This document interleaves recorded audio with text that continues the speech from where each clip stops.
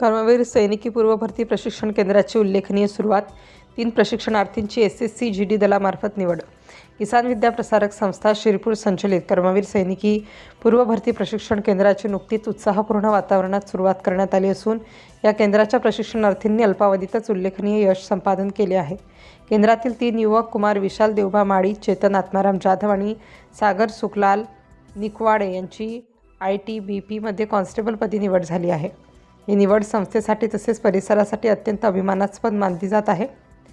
निवड झालेल्या जवानांचा व त्यांच्या पालकांचा सत्कार समारंभ संस्थेच्या आवारात आयोजित करण्यात आला होता. यावेळी किसान विद्या प्रसारक संस्थेचे विद्यमान अध्यक्ष डॉक्टर तुषार जुरंधे यांच्या हस्ते या नवनिवड झालेल्या सैनिकांचा शाल, पुष्पगुच्छ व सन्मानचिन्ह देऊन गौरव करण्यात आला. तसेच त्यांच्या पालकांचाही विशेष सत्कार करण्यात आला.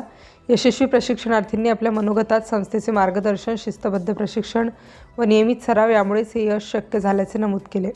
त्यांना संस्थेचे प्रशिक्षक श्री सागर कोळी व श्री विजेंद्र जाधव यांचे मोलाचे मार्गदर्शन लाभले.